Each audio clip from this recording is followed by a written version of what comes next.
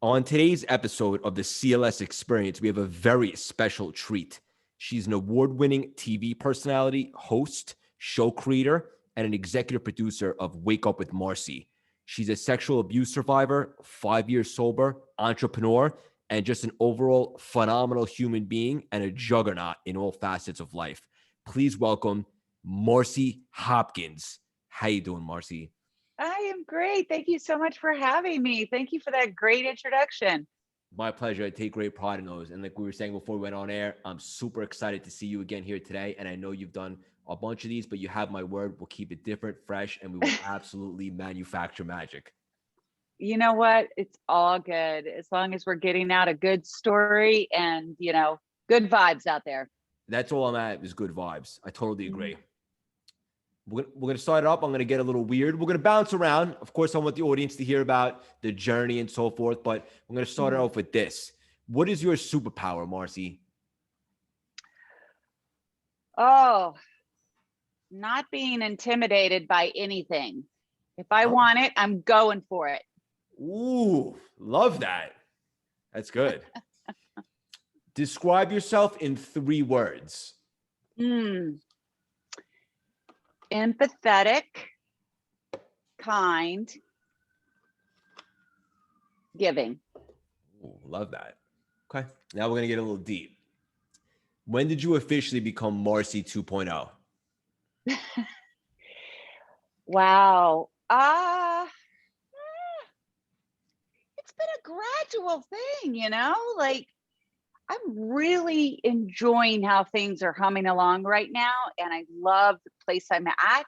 I love where my is at. I love where I'm at in my healing journey. Um, but, I've just had so much growth. And for each milestone that I have made, like, you know, I'll go with, how about a year ago? We'll put it at that. But Yeah. I just think it's like a nonstop evolution, and it's just really awesome to be able to continue this growth and really just continue to give back and learn so much more about this energy and healing and what's available in the universe. It's so fascinating. And the best part is it's limitless once you really tap into it and you change your perspective. And that's where you're at right now. And so mine. I love that. And also you mentioned a year ago, and I feel the same way in regards to me. Like me and you both had very transformational 2020s. And Yeah. at first, like I felt a little weird saying that. But the truth of the matter is I made the most of it, and it is what it is. And it's been a Hmm. hell of a ride and a journey, and I'm so much better for it. Do you ever feel guilty saying that 2020 for you personally was like a very productive year? I understand it's a very sensitive time. It's hard to sometimes say where you are in life and if you've had good while people have had bad. But I'm trying to get out goodness and a good word and happiness and joy and hope. So I am very grateful that I have continued to be able to give my show and do my show because I really want to help people.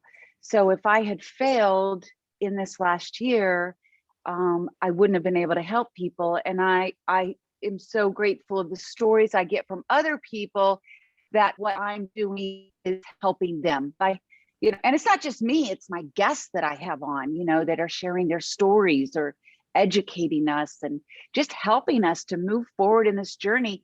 And I tell you, so many people that I had on helped us through 2020. So it's it's really hard because we all have our different paths. And if somebody did have a bad time during 2020, which listen, it wasn't all great, but I was able to continue.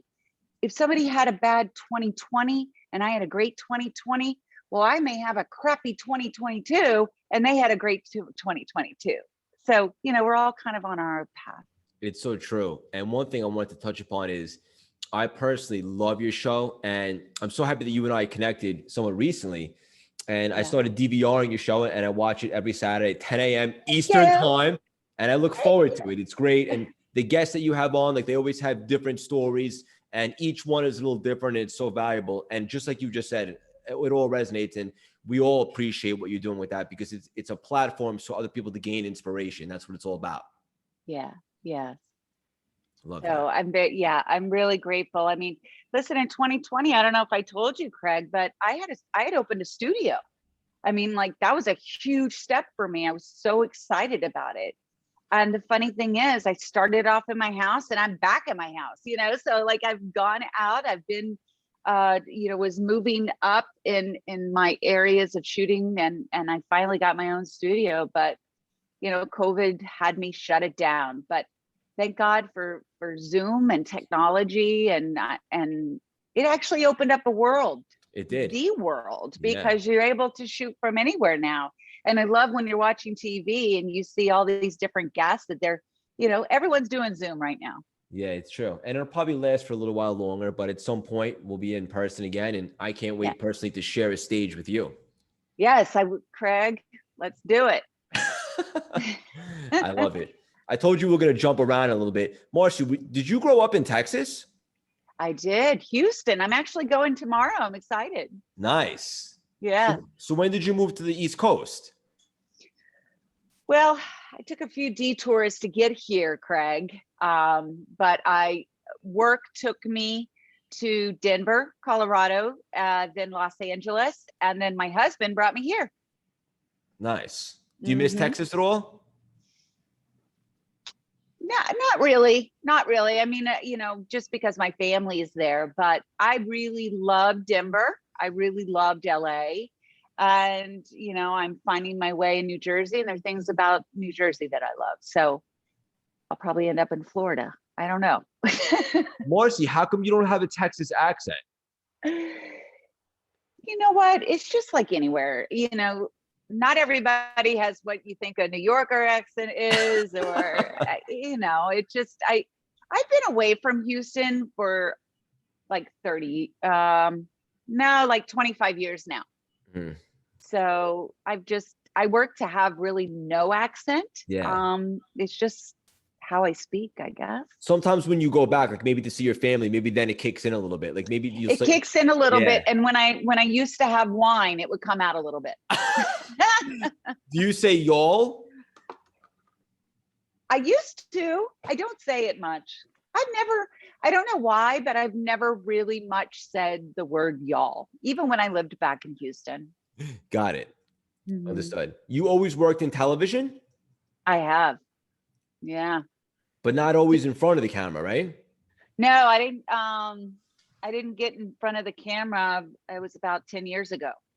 And I started off working for networks. And I've made my way around the networks, and I work for Fox Cable Group. So there, were multiple networks under that one umbrella. And I worked in programming operations. And the last job I had before I retired to be a mom was the director of on-air promotions for FX Network. Nice. Mm-hmm. Love that. That was always your passion, like working behind the scenes and in regards to TV? Yeah, you know what? I didn't really know what I wanted to do. What I have figured out now is that I'm a very creative soul. That's when I'm most happy, is when I'm creating. And when I took some tests, really. My grandmother took me in to find my direction. What were my interests? Where did they lie? And that's where I discovered kind of the creative side of things. And just my path took me to television. Yeah. Mm-hmm. I love that. And it's so cool and ironic, your journey. Now you're in front of the camera and crushing it. And it looks like you were born to do this. Oh, well, thank you. Well, it was a long road to get comfortable in front of the camera. I will say that. Yeah. It's not easy. I know that. But Mm-hmm. now I feel like now you get excited about it. Yeah. You know what? Thankfully, like anything, I've had a lot of experience now, and I have, I've honed in on this craft. So I'm grateful for that. And I also think that, it was interesting. I was just listening to Oprah the other day, and she was kind of giving her path. And she said when she was in the news, and she never felt really comfortable in that role. So they didn't want to pay out her contract. So they put her in a talk show. And she said when she sat down and started interviewing people and hearing their stories, it just clicked for her. Like that's where she felt her best. And it was so interesting when I started my first talk show, Coffee with Marci. I had so much energy about it. I was so like, I mean, this sounds corny. I was jazzed about it. I was excited. Like it was like awesome. And just now, the more that I've done it, I've grown, and I like to ask the questions that maybe someone's uncomfortable to ask. And I really feel that I connect with the person, and I bring things out of them that they haven't even told to other people before. So I feel that that is a real gift that God has given me. Yeah, I love all of that. And I'm going to take a page from your book. I'm going to challenge you a little bit. I know Yeah. that a big part of your story, which I think is so beautiful, and a lot of people gravitate towards you, is because it's very well documented that you're a sexual abuse survivor and also alcoholism and stuff like that, and now you're crushing it and on fire. When were Hmm. like what age were you when you were dealing with the sexual abuse and stuff of that nature? It was 12 to 15. Hmm. Okay. And then And that's when I started drinking, experimenting. But the first time I was drunk was when I was 12 years old. that's young. I was about to ask you, did that like trauma lead to you possibly getting into drinking? And I guess the answer is yes. Yeah, I mean, listen, I was like other kids in high school exploring as far as, drinking and such. But, most weekends, I mean, I was blacking out, which is not normal. I don't think that that should be normal for any child, but it was an escape for me. And even though most of my life looked pretty darn successful, and people would never, it was rare that someone maybe thought, unless they really saw me up close, they didn't really think that I had any kind of drinking problem. But it was definitely how I coped, and it was a roller coaster ride for me. I would go up, I would go down. I did the typical things that people do when they drink a lot. They'll kind of like make a mess where they are, and then they'll move on to something else. So that was kind of my practice and how I dealt um, with the abuse. And that's, it's not just sexual abuse. I had physical abuse, mental abuse, abandonment from my mom and my dad. Both of them were alcoholics. So there's a lot. But when someone says they're grateful for all of their trauma, I mean, I guess I wouldn't be here doing what I'm doing now if I hadn't gone through it. So I guess that was the contract I signed before I came into this body.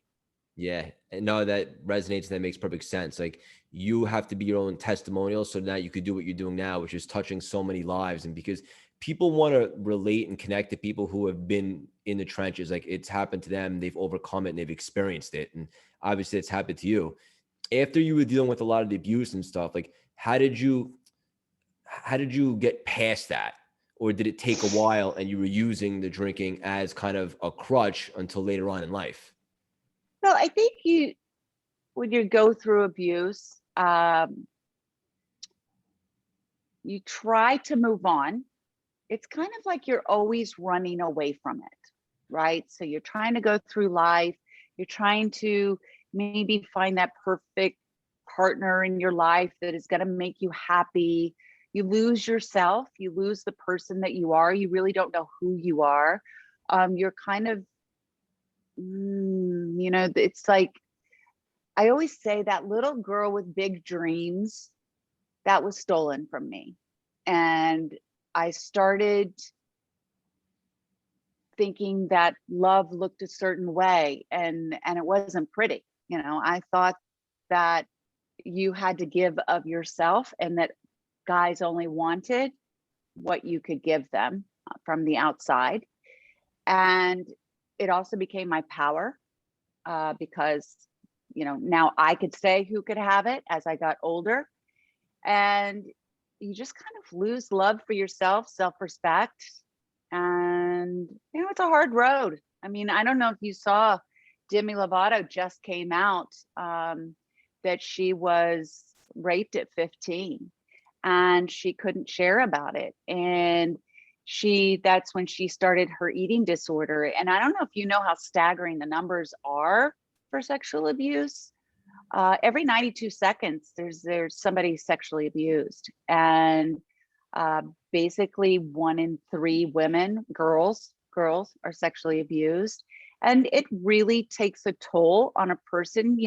It's the act, but then it's the lifelong tragedy for that person, that victim of that. Yeah. I didn't know the statistics were that high. It's crazy and Mm-hmm. unfortunate, but what you just said really makes sense to me. I know the audience is going to appreciate that. Like the event is one thing, but then the lasting psychological trauma is a whole nother. So, you've Right. done such great work to help people kind of deal with that and not live in their story, but live on top of their story. But what is one thing that you could suggest to the audience, maybe someone that's dealing with that at a young age right now and doesn't know where to turn? It's hard. It's really hard to turn to someone that you trust. But I will say that it is so important that you do tell someone, that you don't keep it to yourself, because what it will do, it will start to manifest in other ways. You will start having possibly suicidal thoughts. You'll possibly have an eating disorder. You'll possibly start drinking or doing drugs. There's all these ways that you will try to cope with it. So if there is someone close to you that you really trust, I would suggest that you open up about that. Or if you don't feel comfortable opening up to somebody that's close to you, I would somehow get to a therapist and start to share, because you need someone to help you to understand what's happened to you, that it's not your fault.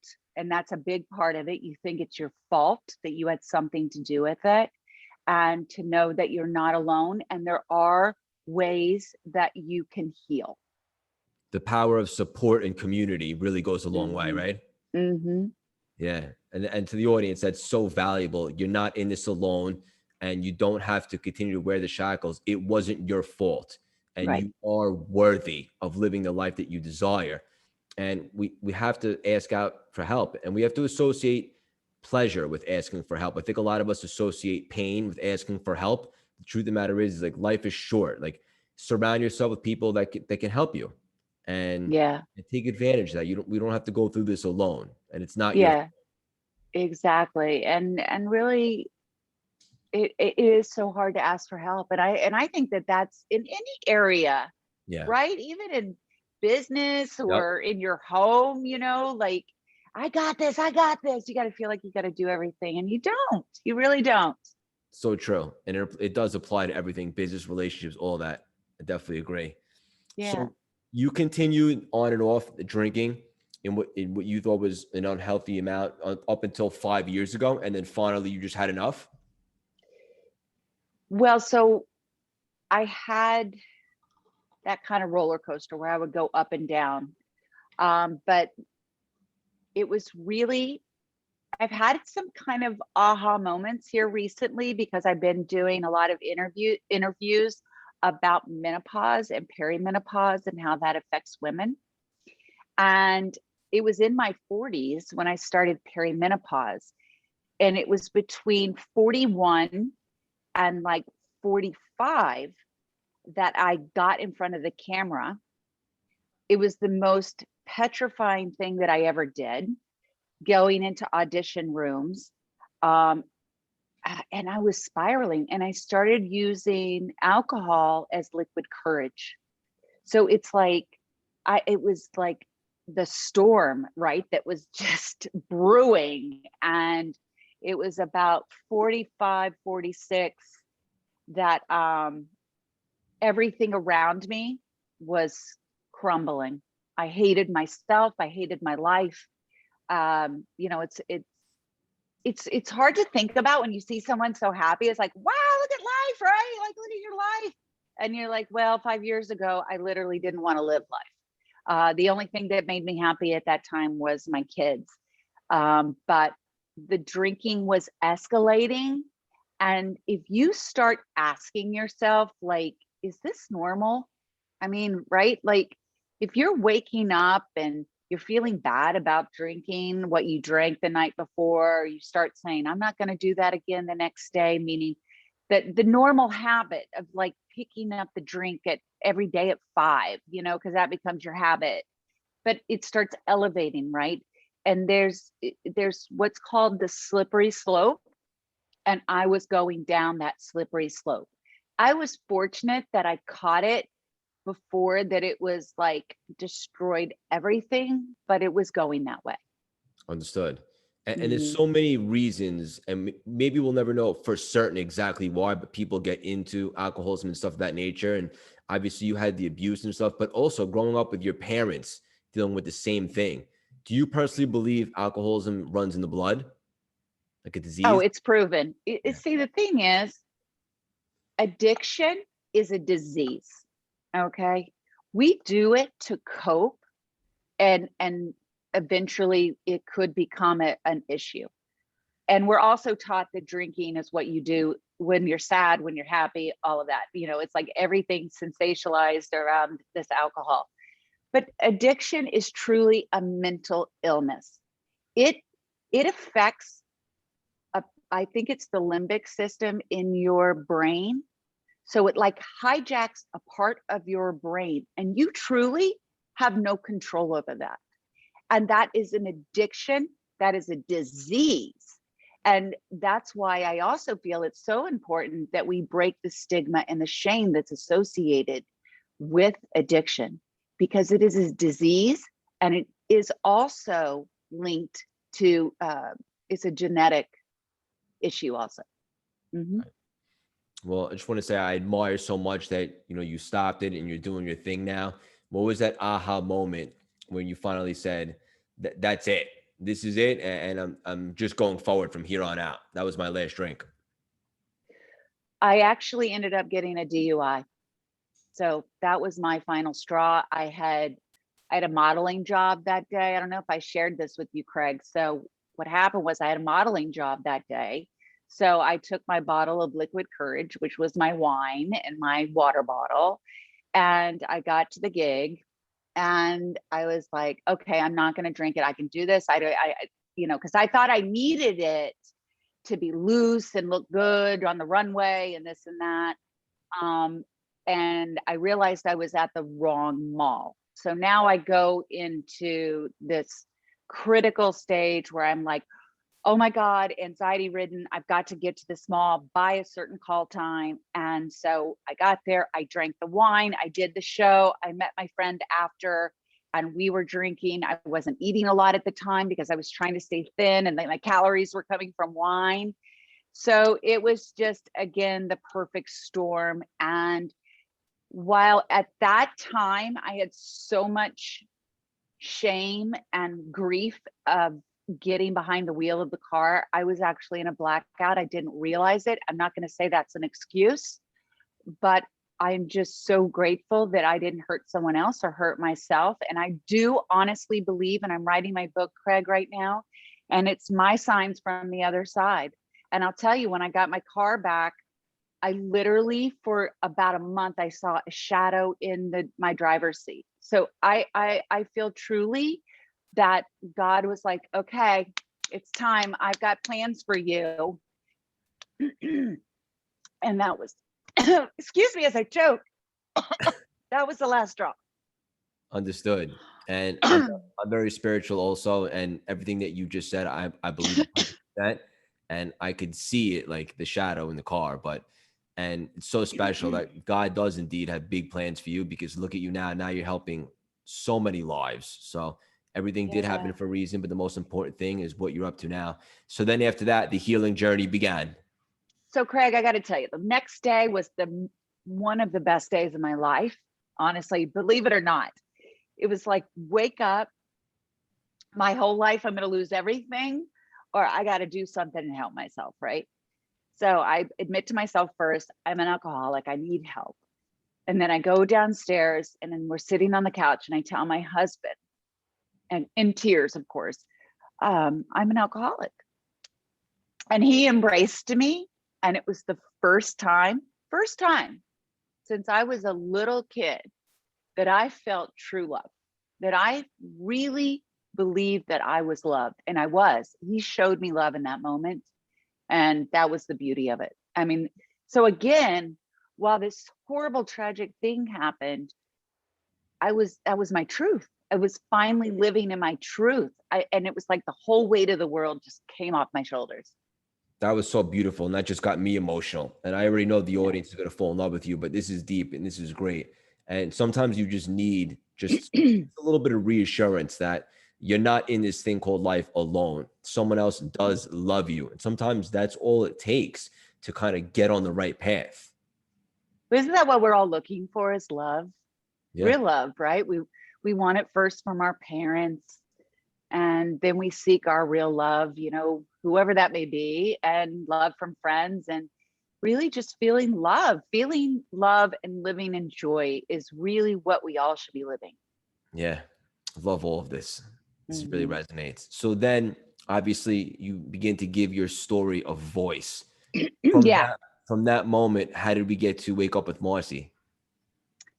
So God again was guiding me, and I had taken a back seat to acting because that was really what was, you know, throwing me over the edge as far as the drinking.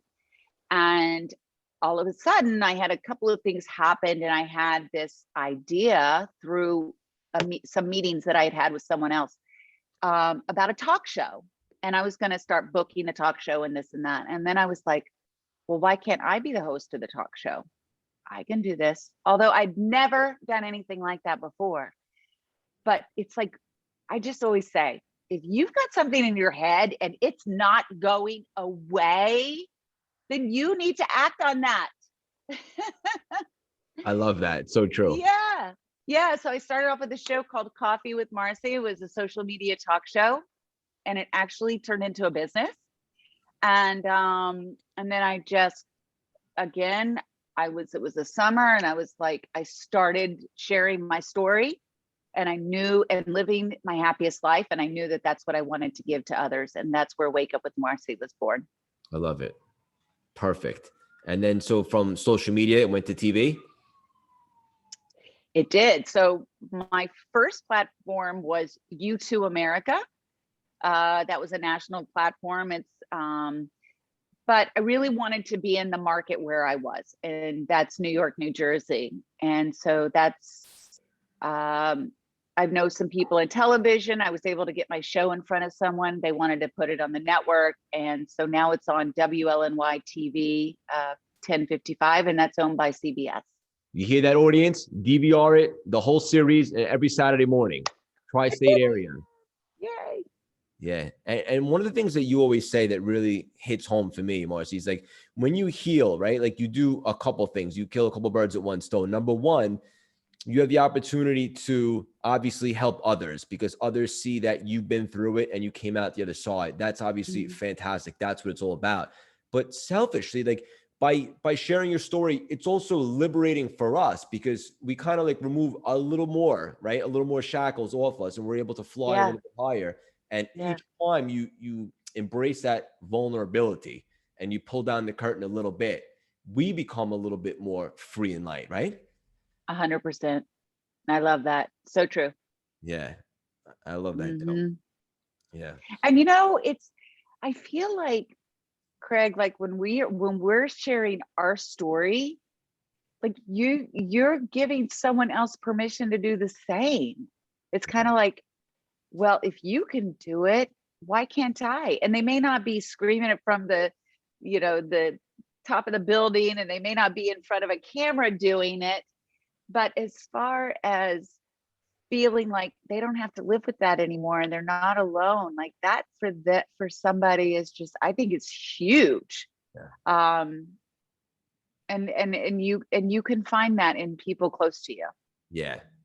And also another thing that you do so well is you're helping people understand that to break the stigma, right? Yeah. Because people think like after a certain experience happens to them, like Mhm. abuse or whatever the case may be, that their life has to take a different path Yeah. because they're in that category. But that's not how it has to be.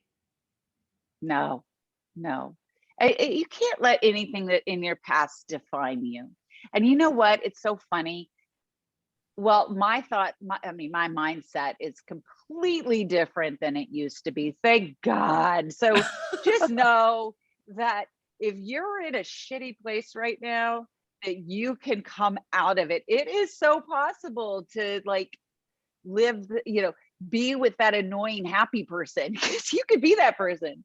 I think it's so funny sometimes when you're really happy, people like can get annoyed with you. But oh, where was I going with this? Oh, just the fact that I just used to be in such a deep, dark place. And the fact that I've learned so much about shifting the mindset, which allows me to think about things differently. And so, like when I was saying, if I hear a story that someone's like, you know, they got in a bad car accident, let's say, and they're so afraid that they're going to get ticket XYZ and they're not going to get a new car, this and that. Like you're going to, in 6 months, it's just going to be that story like, oh my God, that happened to me. But it's like, you're going to be at such a different place. So it's like, you're going to come out of that deep, dark place. Yeah, we You have always the capability of doing it. absolutely. It's all about perspective, right? Mm-hmm. Mm-hmm. When you change the way you look at things, you look at the things that you look at change. And I know it's a Yeah. cliche expression, but even like I'll teach my clients, like just literally tilt your head and look at it from a different perspective. All of a sudden, everything opens up and the seas begin to part. It's so true. One of my, have you listened to Abraham Hicks? I know you love them, but no, I I, haven't. oh, and it's a woman, Esther Hicks. Okay. And it is those from the other side speaking through this woman. So I know it sounds cheesy, and she always talks about it like, how like you guys are crazy, but she's amazing. Like I just love her.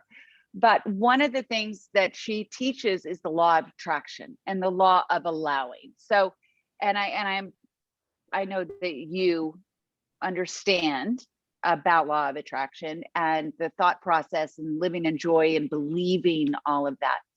But if you start going to a dark place or you're not feeling great that day, because we all have our moments, one of the things that she says that I now say to myself is that everything's always working out for me.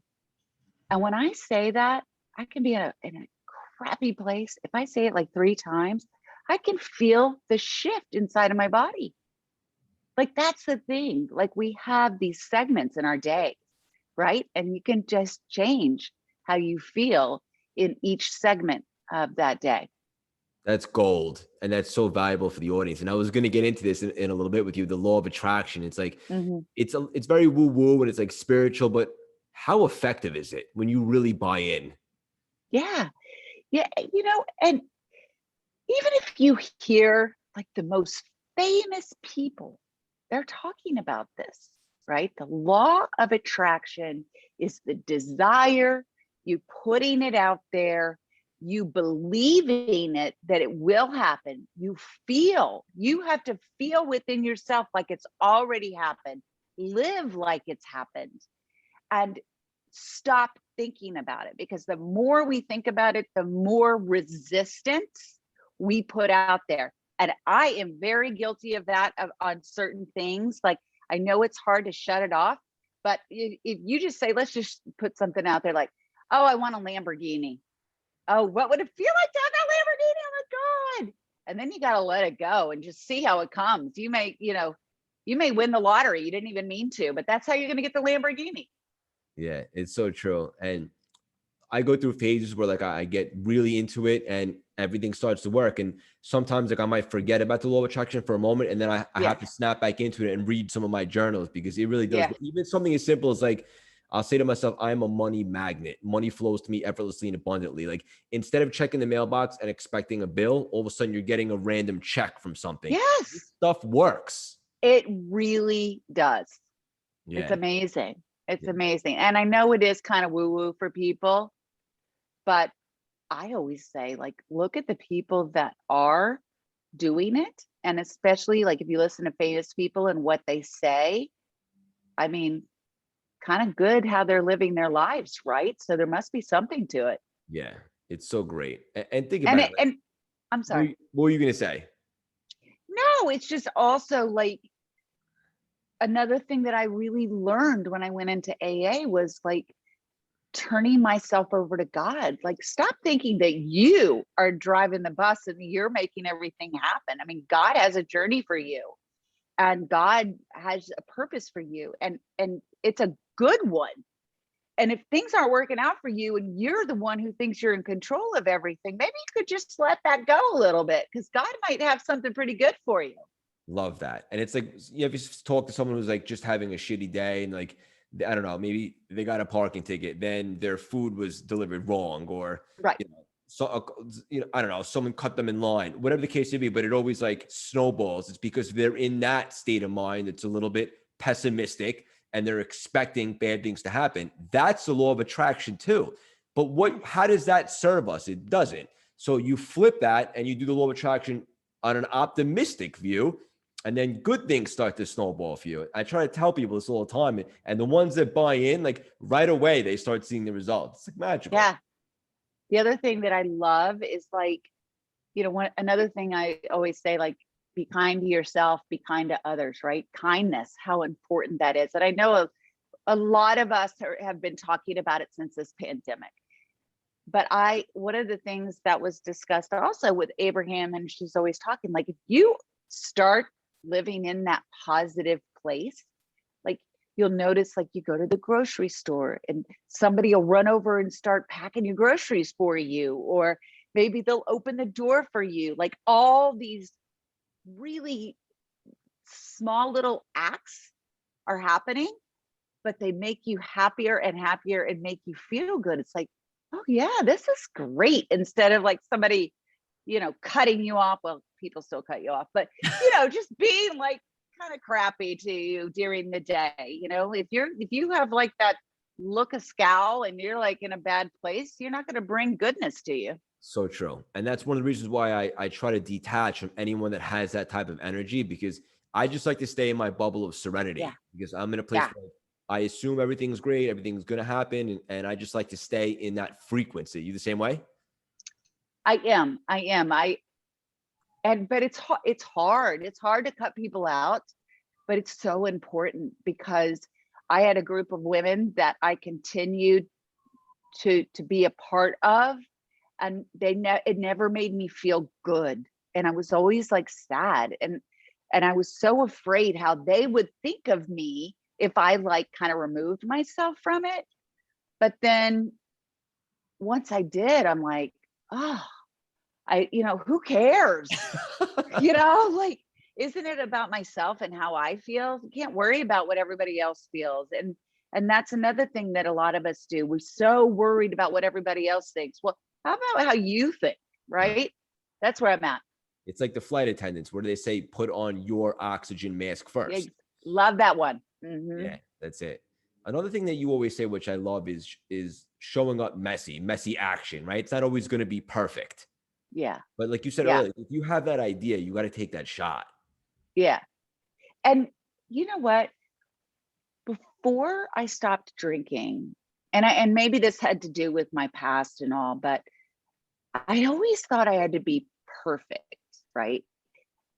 Even though I didn't know what that was. I mean, because I was never happy with myself. I always told myself how stupid I was. And I really believed it, even though I always was doing well in work or whatever. But it's wait, I'm sorry. Ask the question again. We were talking about like messy action Yeah.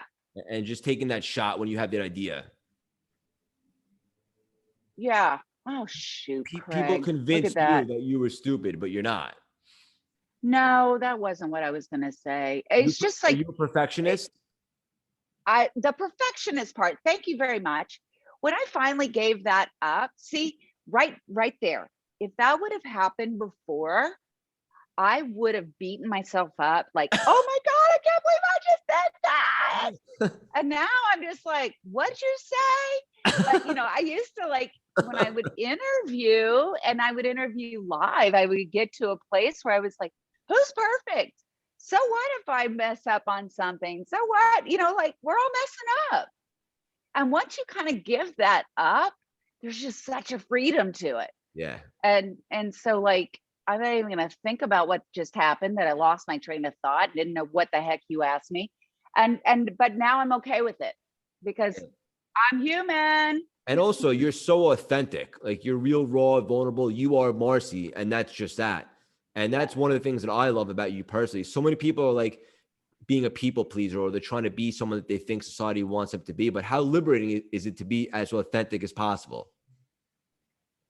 It is a wonderful place to be because I never was there.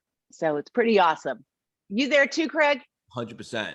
And Yeah. let me just be clear. Like, I'm not perfect. Before I started like my whole CLS brand and stuff, like I spent years being a people pleaser and like not really being 100% true to myself and me. And I only know that now looking backwards, because now I've never been more alive and aligned, inside my vision. And now I look back, I'm like, yeah, that wasn't always me. This is me. And Yeah. it's a surprise that I've never been happier in my entire life. And look at all the connections we formed, like even just speaking to you, like this is great. Yeah. I mean, listen, since we've connected, I've been watching what you're doing, and everyone loves the energy that you put out there, including myself. So I look forward to actually hearing your full story too. Yes. I'd love to tell it on Wake Up with Marci. I know we're going to get that planned. Yeah, and I'm gonna promote the hell out of it. We're gonna get a few thousand extra viewers. It's gonna be great. We'll put on a show. Well, I can't wait. And I love that. And again, I just love being here. And so thank you for letting me spew all over your podcast. Yeah. And the truth of the matter is, I could talk to you for hours. I love everything about you. And we'll end it with this. People always ask me, because everyone's always interested, like, who do I find inspiration in, and who do I sharpen the axe to? And I know you're such a big fan of the law of attraction, Abraham Hicks. Anyone else that personally gets you super excited, people that may have inspired you over the years to kind of own your story and so forth? I mean, I always go back to Oprah, Craig. Like she is such a true inspiration. And I realize like she's the queen of talk and everybody looks up to Oprah and this and that. But I really resonate with her as far as, she was abused when she was young. She had to find her way. She also began to really listen to what felt right for her. And as she started listening to herself, her intuition, that's when the magic really started happening for her. And you can't just, I also don't believe a few things, Craig, just really quick. I don't think you can go into anything thinking you're going to make a lot of money right away. You're going to fail. You got to go into it wanting to help other people. Like, what is your why? Like, what if it's just money, then that's not a great reason. Like right now, it's all about being genuine, authentic yourself and how you're serving other people. And that's what Oprah has always done. And I feel like how exciting that so many of us are now finally getting it. Love that. And I couldn't agree more. For those people that, and listen, there's nothing wrong with wanting to make money. Let's just be clear. No, I'm not saying that. Yeah. But like, if that's your sole ambition, like, do the right thing and the money will come. Right. Exactly. That's the message. Yeah. Absolutely, Craig. Yeah. I love Yeah. that. So Love thank everything you. about this. And like I said, I could talk to you for hours. The audience that's listening, and we have over 55,000 already. If you love the conversation, which I'm sure you did, shoot Marci a DM, follow her on Instagram, go say hello. She's very welcoming and she's very warm. I know you have so many things going on. Where can the audience follow you? Where do you hang out the most, Marci? I hang out the most on Instagram, Wake Up with Marci. with an I. And listen, all my shows are on YouTube or on my website at Wake Up with Marci, wakeupwithmarci.com, Wake Up with Marci YouTube. So I would love to see you Saturday mornings at 10 on WLNY 1055. Or if that doesn't work for you, you're not on the East Coast, you can watch it anytime on my website or YouTube. And when can we expect the book? So the book is in action right now. I've started Yes. writing. Thank you for asking. I do hope by the beginning of next year. I've already decided my cover. I've got my name. I've got, I've got my direction of my book. And you know what? That's the other thing. Like, isn't it so intimidating to think about writing a book? But it's like, I just waited until I had the right momentum and the right guidance, and God finally gave that to me. So I love feeling good. Good. That's what it's all about. Listening to your intuition and paying attention to the signs. Maybe we could do a TEDx together, Craig. Is that possible? Could two people do it together? Done. The world needs more of this dynamic right here. Exactly. Yeah. So much love for you, Marci. And I just want to say that you don't shy away from your challenges as they've shaped you. That's something I find very relatable and liberating. I want you to know that you are the definition of perseverance, grit, and heart, from overcoming challenges such as sexual abuse and alcoholism to your healing journey and phenomenal television show, Wake Up with Marci, using it to spread light to millions of people worldwide. I could personally guarantee that your best is yet to come. You're someone I admire, I appreciate, and I respect very much. I can't wait to continue to watch you fly. I love you. Keep spreading those wings. Oh, Craig, thank you. Mwah, mwah. I love you. I'm so glad you're in my life now. Likewise. Thank That was you. too much fun. I could speak to you all day if I'm being honest. I know, I could too.